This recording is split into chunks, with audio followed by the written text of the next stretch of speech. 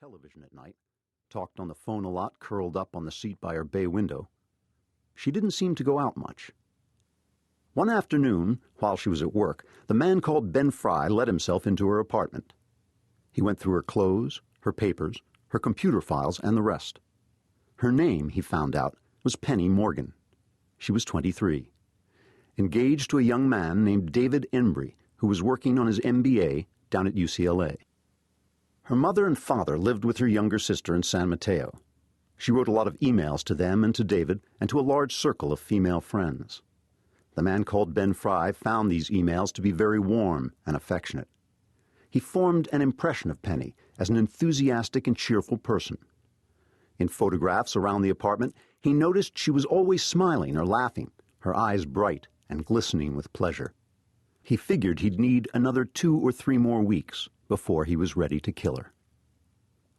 So, while Penny Morgan went to work at the art gallery, wrote emails to her friends, spoke to her fiancé for long romantic hours over the phone, the man called Ben Fry prepared for her murder. He did this, as he always did, with elaborate caution. Flew to 5 different places under 5 different names. Gathered some of his materials in one location, some in another. He never used anything but payphones. He rarely used computers. He rarely returned to the same source twice. He never left a trail.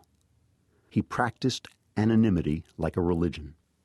No one alive knew the name he was born with.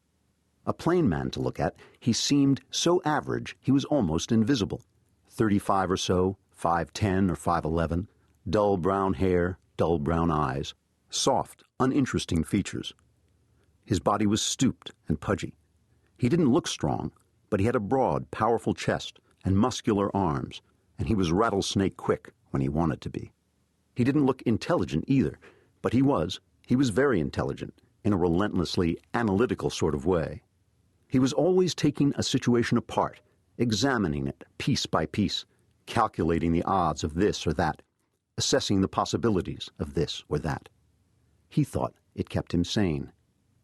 When he'd gathered the materials he needed, he returned to the city. He had no home, but he'd taken a shabby studio in the Mission District for the job. There, one Saturday night, he sat nude on the edge of his metal cot. There were several kidney-shaped stainless steel tubs on a table beside him. There were needles and blades in the tubs, soaking in disinfectant. There was plastic sheeting on the floor and the furniture to prevent bloodstains.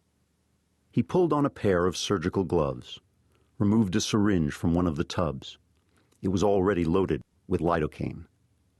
He slipped the hair-thin needle into a shaved patch on his inner thigh, the soft flesh just beneath his balls.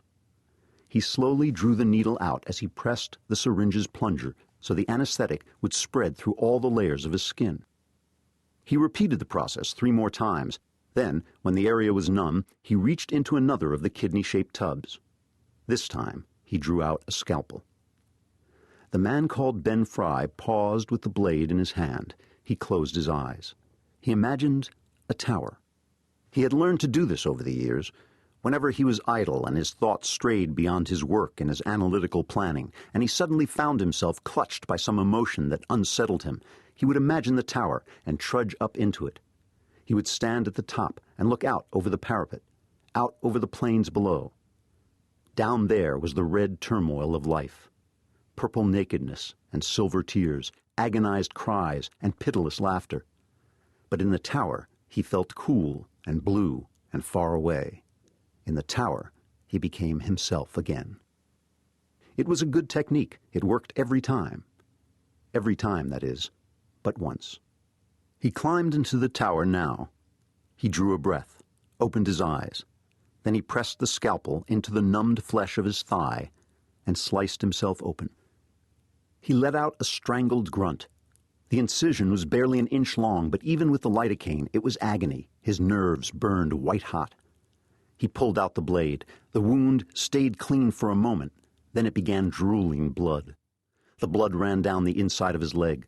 Staring at it, breathing hard, the man called Ben Fry let the scalpel fall from his trembling fingers. It thudded and crackled softly on the plastic sheeting. A car horn sounded on the street outside. Night rain